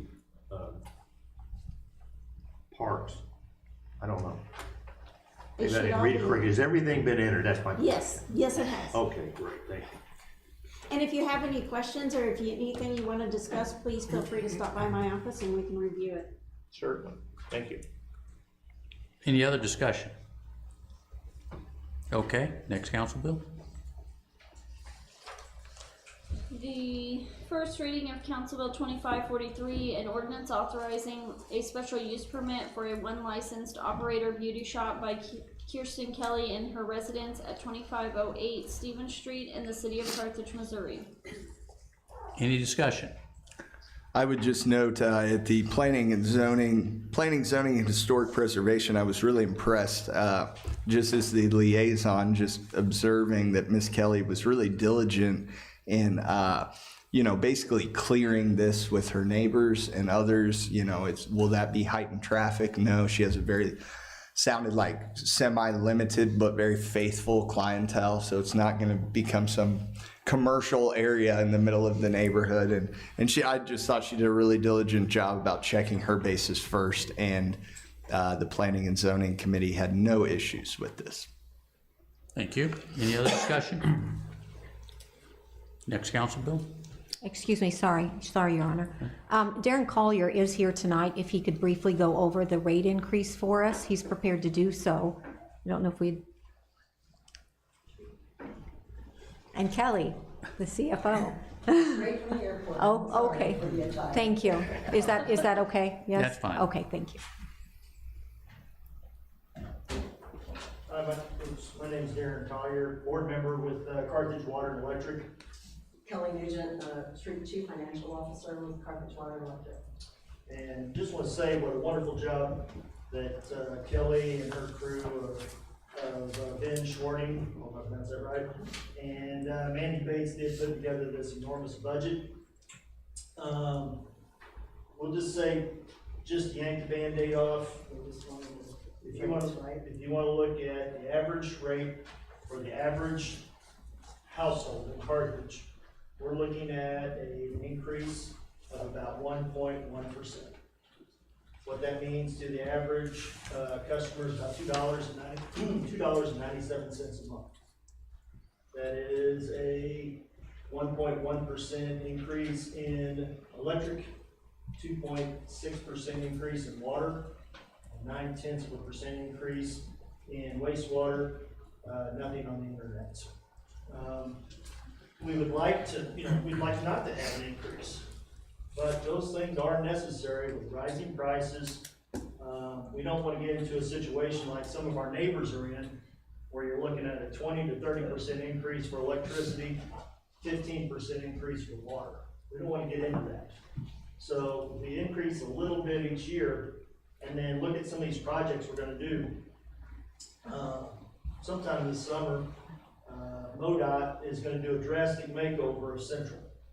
And we're talking, I don't know from where to where, but it's going to be pretty disruptive. Well, while they've got the street torn up, we're going to put a new water main up Central.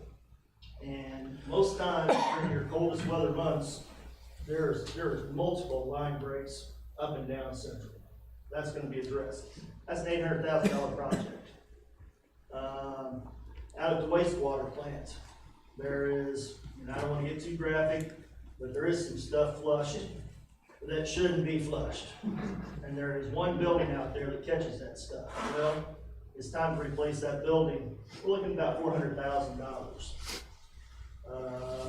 We're going to run a new line from the south substation, the Odell substation, down towards the new Schreiber plant, $1.2 million.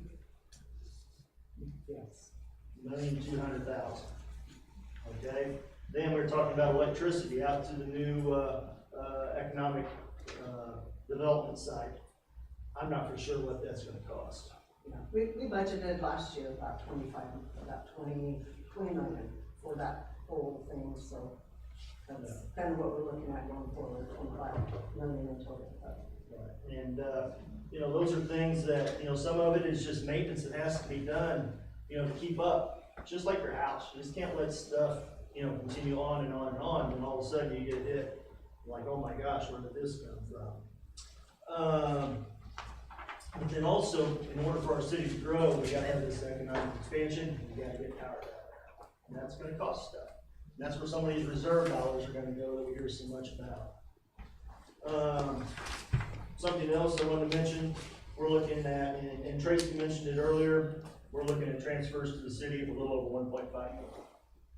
So you guys will be on the receiving end of that. That's a very broad spectrum. This whole presentation takes about 2 hours. Eric cut into my time. So, Kelly's the expert on this. What questions do you have? Again, I apologize for the attire, I just came from the airport, so. I just want a special thank you for calling all the members in to go over, Chuck went over the budget line by line with all of us, so we all understood it. And thank you for simplifying it for everybody to understand what the increases would be, why they're presented, and what the overall goal of us trying to keep it low for every citizen. It is always, that is, first and foremost, what we look at is how does this affect the city, or our citizens, our ratepayers. Thank you. Any other questions for them? Darren, Kelly, thank you. Next council bill, Miranda?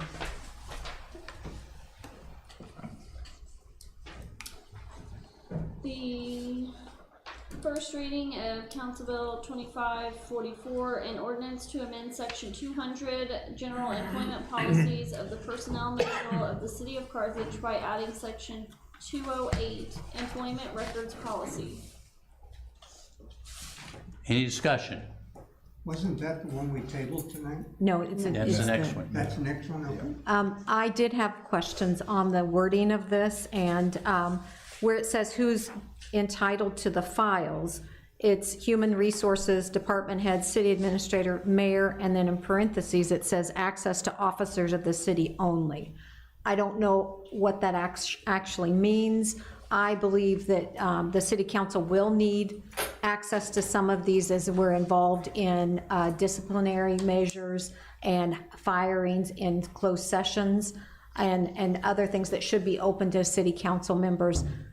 John Gold and I had discussed it some. Could you enlighten us a little bit about what that should say or encompass, or what we need to look at further? Tracy Cox had informed me that, and maybe Michael can weigh in on this, that an attorney that's done work for the city who specializes in labor and employment law had rendered an opinion, I think, to Michael that he felt like council should not have access to that. But I can't elaborate. His name's Matt Gist, and Matt's helped us with several issues that concern labor and employment issues. But yeah, that's correct. So Matt is actually the one who suggested we have a policy like this, because I'd reached out to him about some requests that we had received, and he was surprised we didn't have a policy like this, said we needed to draft one. He specifically said council members do not have the right to personnel files. Now, like you mentioned, if a disciplinary action needs to take place, if we're in a closed session under the Sunshine Law and documents are produced for disciplinary action, you have a right to those in the closed session. A council member doesn't have the right to come into the HR office and say, hey, I want to see the personnel file for such and such. I also reached out to two of my close HR contacts, the city of Joplin and the city of Neosho, and looked at their policies, and actually used their policies to help draft ours. They don't give access to council members as well. And the only change that was made from my initial draft to now is this was sent to John for his opinion on it, because at first, in my first draft, it did not include the mayor, but he suggested that we include the mayor because of what our charter states, so I did include that in there, so it's been reviewed by two different attorneys and has been mirrored to our two closest cities that I contact for HR stuff. But yeah, that was our employment law attorney's opinion, was that council members do not have a right to a personnel file. Now, like I said, if we are in a closed session under the Sunshine Law for disciplinary action, and I produce paperwork for the disciplinary action, you absolutely have a right to those. But to the entire personnel file on any other day, his opinion was they do not. And to be clear, the the access that would be granted to the mayor is under the charter provisions of superintending control of the officers of the city. It would only be those officers of the city that I would access. It wouldn't be every city employee, just those who direct report to me. I respect what you've done in this, but last year we ran across a lot of difficulties in this. And I believe that the council has more authority than we're given in this document. And I would like to see it looked at to where council does have access in certain situations, and we're not even listed on this for closed meetings. So I would like a rewrite of that section before I would bring it up for a second reading. So, just to clarify, if I included a provision that council members would have access to personnel files in the instance of a closed session regarding, you know, hiring, firing, whatever the language is from the Sunshine Law, I mean, is that what you're looking for? Well, that also, but within the last past year, there was a lot of deception happening to where if things would have been open a little bit more, then some trust would have been built. And I believe that council does have the ultimate authority on a lot of things, even for the mayor, we could veto what he says. So we're the ultimate authority in a lot of things, and for it to close us off from any personnel records, I can see in both sides of it, you know, for somebody to get in and get information they don't need. But I don't believe council was addressed in this at all. So, you know, I'm not the legal expert on it, but I do believe that council needs to have some importance in this. So I'm happy to check with Mr. Gist to find out Okay. what his basis was that he shared with Michael. okay, and his opinion is just an opinion. Providing a report back. So It seems to me the trigger would be the closed session. That's It's correct. announced that there's a closed session, then the files, if it's a week later or whenever the closed session, then everyone should have access to that file. Because if you go in blind and say, okay, here's the personnel file, that doesn't make any sense. You are correct in that, and to answer your question, John, he cited the Missouri Sunshine Law on closed records for the reason why council members do not have access to a personnel file outside of the situation that I gave where we're in a closed session for hiring, firing, promotion, something like that. And if I may, I did have one comment, and Mr. Miller, you kind of hinted at it. So when this came through Committee on Insurance Audit and Claims on May 27th, this portion with the mayor was not in there. So for purposes of just procedure and what we've spoke about tonight, can that go back to our next Committee on Insurance Audit and Claims? In other words, we approved the draft as presented on May 27th, and that's not the current draft we're reviewing this evening. And just from a procedure standpoint, I'm curious if that needs to go back through Committee on Insurance Audit and Claims first. if it's not what Because there was an addition.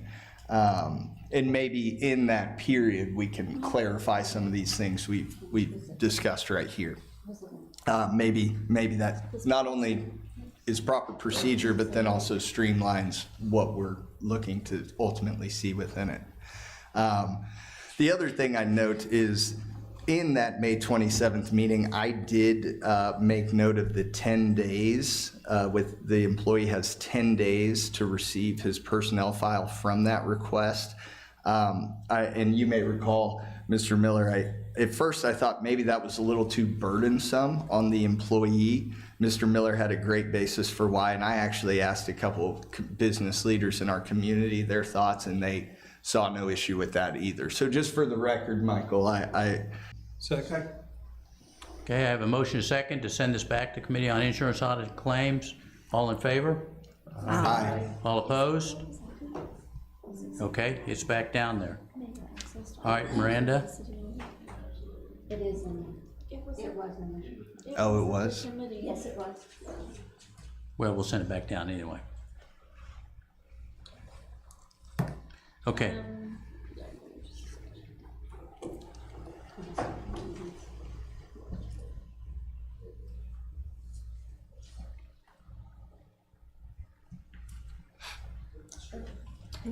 Broke the screen. Come fix it.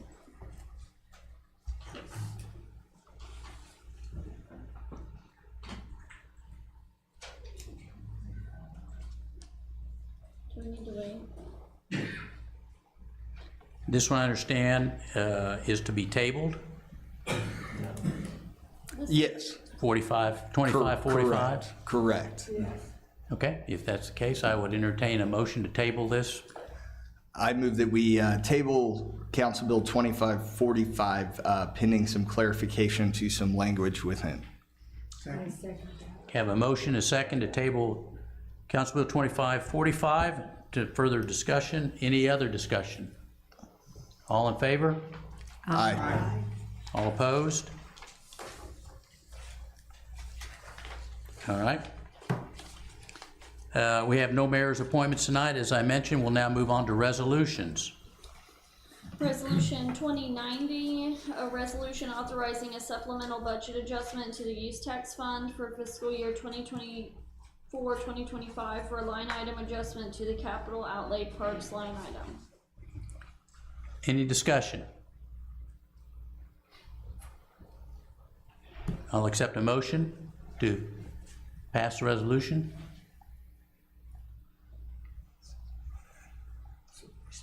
So moved.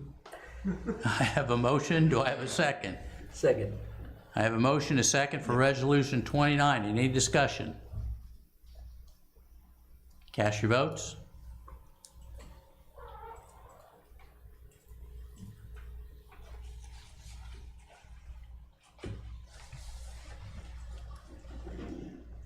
Resolution passes. Next one. Resolution 2091, a resolution approving the recommendation of the McCune Brooks Regional Hospital Trust for the distribution of funds of $5,000 from the Restricted Trust Fund to Innovative Industries. Any discussion? I move that we adopt Resolution 2091. Second. I have a motion and a second to adopt Resolution 2091. Any other further discussion? Cast your votes.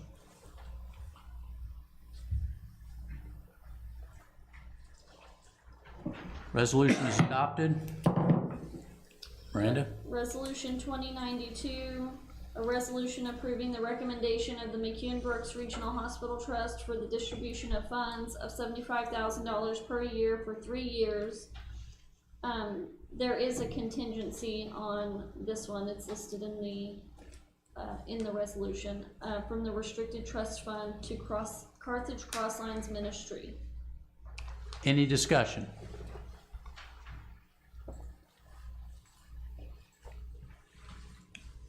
I'll entertain a motion to pass the resolution. I move we adopt 20. I have a motion. Do I have a second? Second. I have a motion and a second to adopt Resolution 2092. Any further discussion? Cast your votes.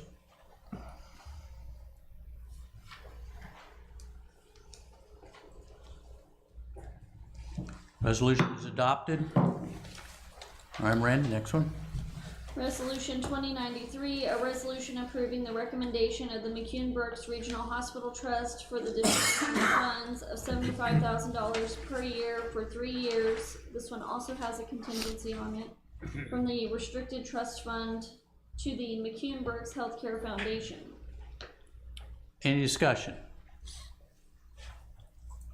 I move that we approve Resolution 2093. Second. I have a motion and a second to approve Resolution 2093. Any other discussion? Cast your votes.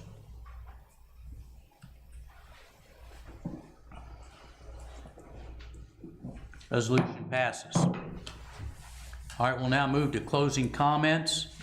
I think the common theme that we clearly picked up this evening is that the citizens are very, very much in support of, desirous of, and absolutely want a city that is cleaned up. And I think we took a great stride forward this evening, and we've got more strides to make. But my hat's off to all of you, and let's make sure we continue to move forward to do what the citizens are asking us to do. Having said that, we'll start with Ray. Your closing comments? In the recent past meetings, Mr. Perkins brought up some concerns about the Lime scooters and some, liability and health and safety issues. And I would like to say that in the last, since they've got them out, I have been watching, which I didn't before, just to look and see. And I share your concerns now, because I've not seen anybody on any of them that remotely comes to 18 years of age. I saw 3 9 or 10-year-olds on one the other day by themselves together, all standing one after the other on the thing. So I do have some concerns about that. I know we do have the contract and the indemnification clause, but it is concerning. Okay, thank you. Anything else? No, thank you. Jack? Just an addendum to the Lime scooter. I thought that I heard Mrs. Almendinger say that there was an eco fence so that scooters could not go down Grand Avenue. Geofencing. Geofence, excuse me, not an eco fence, sorry. I thought I heard that, so maybe I have bad ear, I don't know. If that's the case, I think it was Central, if I remember correctly, but we can check. The Garrison and Central. Yeah.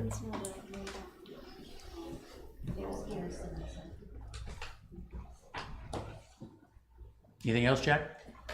No, good, thank you. David? Nothing further, thanks. Thank you. Tom? Mr. Mayor, with a very heavy heart, I'd like to announce that I'll be resigning council effective the end of this meeting, and as per the letter I left on your desk.